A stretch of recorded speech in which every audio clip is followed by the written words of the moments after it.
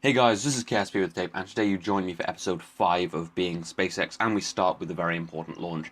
Improving our satellite network with some kind of lower orbit omnidirectional satellites, which means they can communicate to anything without having to actually point at anything, so it just makes it a lot easier. Anyway, I've started using kind of a hold before release system on a lot of my rockets, so everything ignites, and then I release it like a second later, just to make sure everything's working.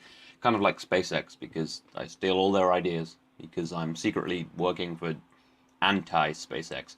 Yeah, that's a real true story. Shut up. Anyway, yeah, it's just my kind of fairly standard rocket, so it has not been sped up, because you will see in a minute why it hasn't been sped up. But yeah, I'm gonna be moving on to hopefully more important things in this fairly soon, like going to the moon, which I'm going to be attempting this episode. Although with probes, it's kind of difficult because my satellite network isn't great because I'm not very good at planning stuff, so that went to hell quite quickly. But I could do some manned missions. We'll see. Anyway, the SRBs on the side are about to burn out, and I'm slipping a little out of my prograde marker, which causes me to lose control due to aerodynamic stress, and this all breaks apart, which is kind of annoying, because this cost about 20 grand, and I can't get that back, because there's no quick saving or reverting, because I'm playing it in a hardcore mode, and that kind of sucks. But anyway, I might as well try and rescue some of this. It is in a fairing, which is fairly aerodynamic, so maybe I can fly it to land so that it'll kind of not break apart completely. But I'm not sure how well that'll work, because I don't exactly have much control. But I might as well attempt it. But anyway, I'll just time warp down to the ground and hope that it doesn't break apart too much. Um, but I figure if I deploy one of these fairings and keep the other one, I can kind of fly it a bit. So I just decouple this, and it kind of rolls round. And I'm thinking maybe I can fly this, but you can't really fly it because although it's just because I'm falling directly down, so it's not like I have any control. I can't like pull up and move mass around. Although what I should have done is detached and ignited that engine and probably soft landed this and saved some of the money. But I have quite a lot of money, so I can afford launch failures because it's the early days of a space program when people are pumping tons of money and beating the Russians to the moon. So yeah, that's kind of how that goes. But it's not really working out for me right now. So this is probably gonna fall into the ocean. Well, it is going to fall into the ocean, as you can see. It's just carrying a freaking like four satellites so that I can save money on launch. Because I don't want to be launching 4 times just to take a tiny satellite to orbit.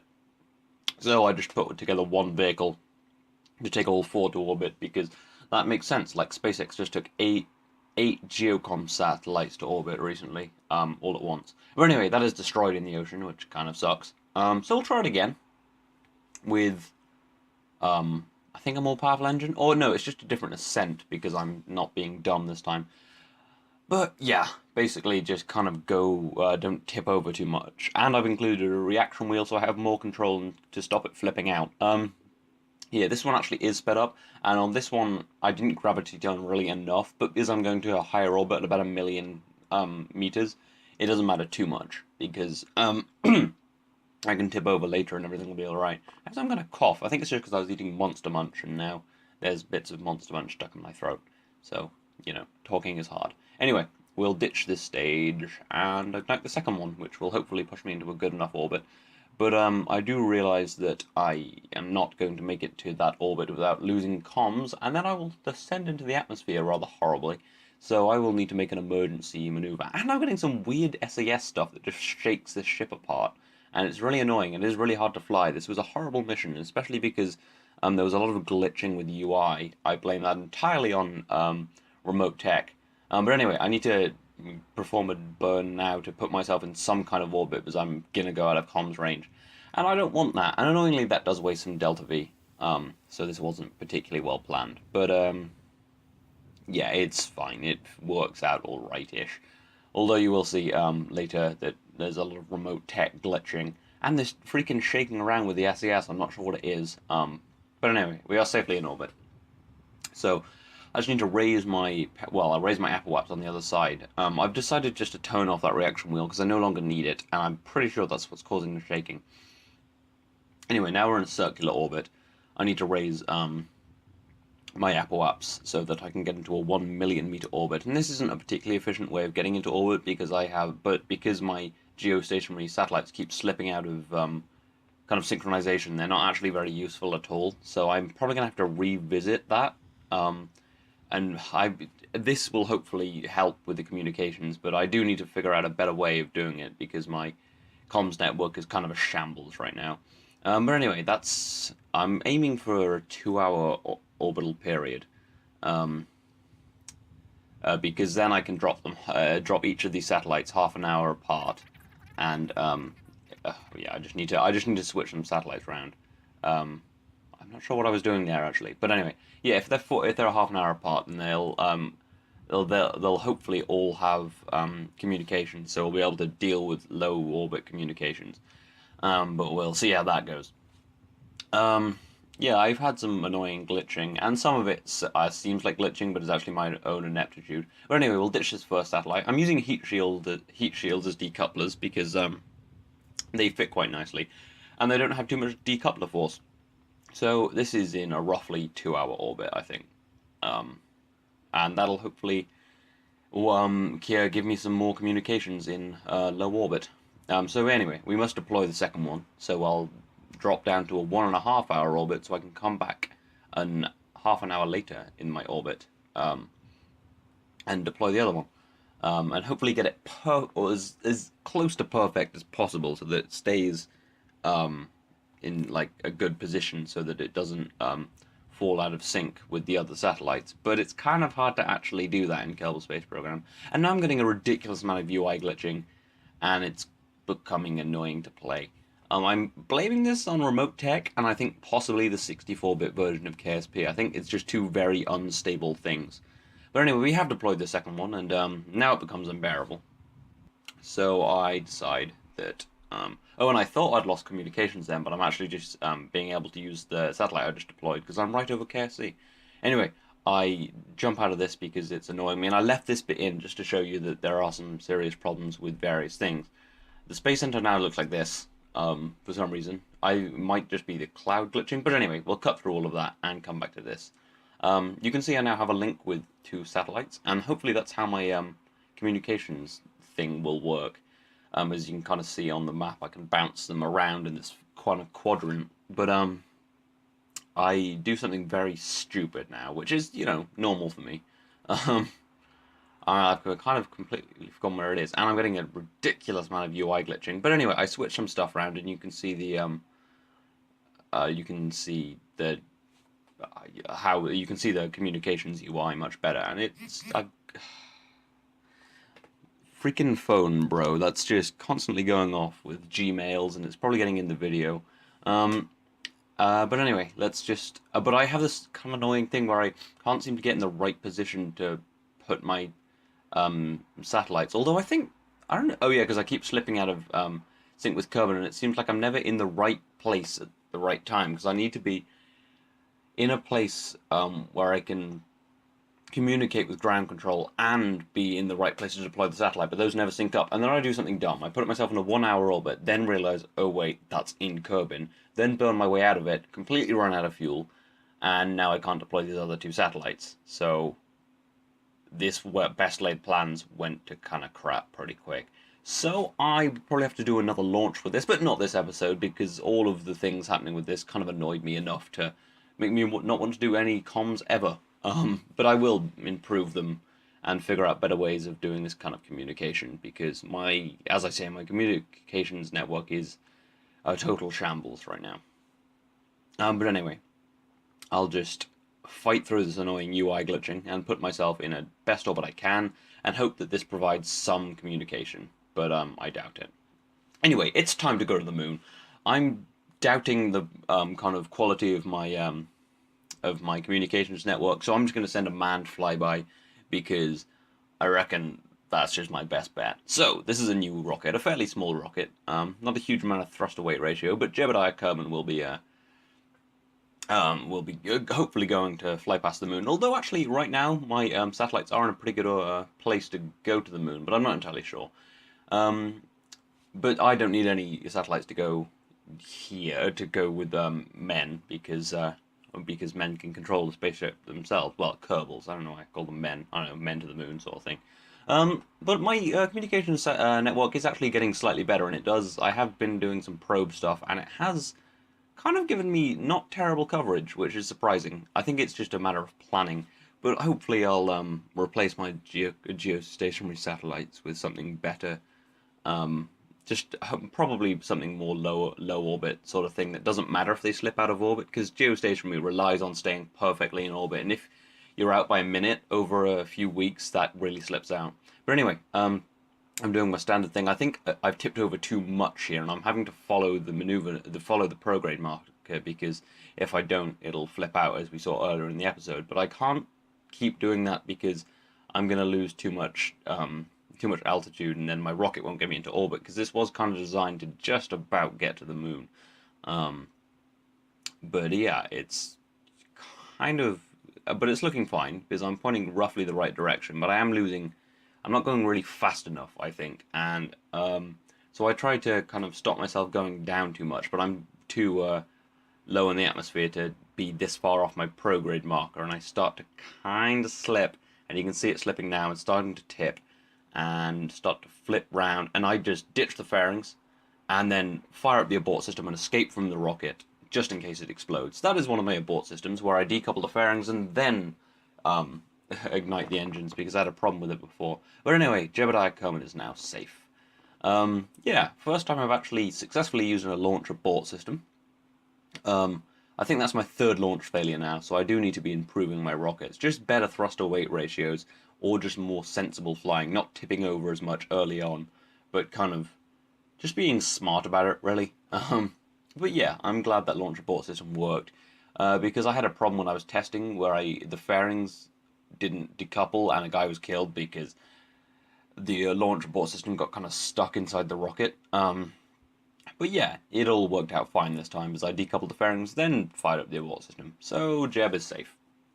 And that's always good. We don't want to lose Jeb. I am very worried about losing Jeb because I've turned respawn off because this is hardcore. And I'm not sure if he'll respawn anyway, but I really don't want to lose Jeb. That'd suck. But yeah, obviously he can't just sit at KSC, or what's the point in having him? It's like cars in Grand Theft Auto. You buy a nice one and then it never leaves your garage. Anyway, we have deployed our chute and everything is looking fine. And Jeb looks perfectly happy. He's probably just thinking he's in space right now. He'll probably get out and he'll feel weightless because of the water. But yeah, it's the water, so we can get some science, not the payload we were hoping for, that we got the government funding for. The kind of 20 grand rocket that just kind of ditched itself in the ocean just now. We're hoping for a lot of science from near the moon, but we didn't get that. Anyway, but Jeb can get a little bit. A consolation prize, and then just take a crew report, an EVA report while flying, an EVA report while in the water, and then just scoop up some water in his little hands and just throw it in the space capsule and be like, hey, look what I got from space. And they'll be like, Jeb, that wasn't space. But anyway, I felt like having a swim around, because I haven't seen the swimming animations in a while. But yeah, he should probably get back in his capsule. I'm pretty happy with that abort system. I'm using the aerodynamic solid rocket boosters that KW gives you. Anyway, I was looking at my satellites, and they're in a pretty good place. So I'm going to send a probe to the moon, because I'm not just going to send another manned mission, because I've already had one of them. Editing. Okay, I edited that out. I just had to yell down my stairs about dinner. Anyway, as I was saying, my satellites are in a pretty good position to send a probe to the moon. It will require some finagling, because the satellites are in a good place to launch, but they're all kind of grouped together. It's really annoying. They don't stay really far apart. They spend most of their time grouped together. But anyway, it's a fairly standard rocket with the SAS unit, so it won't flip over and cost me lots of money. Yeah, so what was I saying? Oh yeah, okay. I've got lots of communications on this. I've got a short range, kind of medium range, and then 3 long ranges antennas that need to be pointed at stuff so that I can keep communications just all the time. So I'm using some of my geostationary so I can just get into orbit without worrying. I went a little bit over the apoaps and kind of screwed that up, but the orbit's alright. Now I need to go to the moon. I'm just going to quickly plan it. I'll leave all at 4 times time accelerate, because there's quite a bit of finagling. I think I'd cut a bit out as well. I said finagling really weird then. Really weirdly. I am planning it so that I can get a free return trajectory, because I just want to fly by the moon, and when I'm at my periaps, I will not be able to communicate, And the thing is, I'll be blindsided by the moon. And the other way of doing that would cost a lot more delta V. So I'm thinking this is good. I don't know why I'm planning my burn here, because I will have no communications. So, yeah, that's a thing. But anyway, I need to actually go around a few orbits, because I need to have communications and be in the right place to burn, although I may have cut that out. No, I don't think I have. Anyway, you can see my omnidirectional satellites there were actually communicating with me, so it is a good scenario, a good situation even, but just poorly executed, really. Um, because I should have just brought more fuel because I should have known I was going to screw it up. But if I hadn't screwed it up, there would have been a perfect amount of fuel. I don't like to go overkill on fuel. But anyway, each orbit I just improve my trajectory slightly, well, fix my trajectory, so until I have communications and kind of a quick trajectory to go to the moon. Yeah, I'm obviously just planning this, although I think at that point I didn't really realize that I wouldn't have communications on the dark side of the moon, which, I don't know, was kind of dumb. I'm flying by the dark side because then I'll come round in retrograde and be closer to coming back to Kerbin, and we'll only have to perform a small burn somewhere at the moon, probably. And I have quite a lot of delta V, and I've got a very small stage of taking me out to the moon because I wanted to make it as small as possible, more to prove a point that you don't need a lot of fuel to get to the moon. You see that little tiny fuel tank above the engine? That's all my fuel. I'm just going to fly by the moon. You don't need a lot of fuel. I was watching a live stream where a guy was just like, I'm not going to go to the moon. I don't have the fuel. And it's like, you totally have the fuel, but it's hard to get your point across in chat. Anyway, yeah, so there we go. Nice encounter with the moon. We've still got a lot of delta V left. And I lose communications in exactly the right point when I've just finished the burn. Although what I didn't realize are two things. My solar panels are not pointed at the sun, and that trajectory hits the moon. So I'm wondering, at this point, I'm planning it just so not hit the moon, and I've got communication, so everything's fine. I'm not looking at my resources, because I assume everything's fine. I have tons of fuel. And communications become very intermittent, and I start getting very angry at remote tech. I was not happy. And it's not remote tech's fault. This was one of the times when it's my own ineptitude, and I spent a long time switching through satellites, which I will cut out, because it's embarrassing. I hope I cut it out. It's not that embarrassing, it's just boring because I spent so long being like, remote tech, why aren't you working? You betray me! And then it was kind of a matter of me not pointing my solar panels at the sun, because I'm not a smart guy. So yeah. Oh, and I've called the probe Hawk, by the way. Just thought I'd, it's just not a great name, but it's a name nonetheless. And I'm flicking through these, trying to wonder why none of them are communicating, being like, these have a 50 megameter range. This is only 20 megameters. Why aren't you pointing at things? And I'm getting very angry, and I'm trying to point at specific things, and I'm trying to communicate with other satellites, and it really isn't working. And I'm trying to reset up my network, and I was almost thinking of moving some satellites around. And then I realized that these solar panels aren't pointing at the sun, and I have no electric charge. And I tried kind of glitching it with time warp so that it doesn't crash into the moon, and I have no quick saves because hardcore. So this will be like many of the first probe missions, which I'm not too mad about because it only cost me 20 grand. But yeah, a lot of the first probe missions to the moon were suicide missions. So this is very nice looking, hard worked on £20,000, well, 20,000 funds probe with all the science on it that would have got me a lot of money.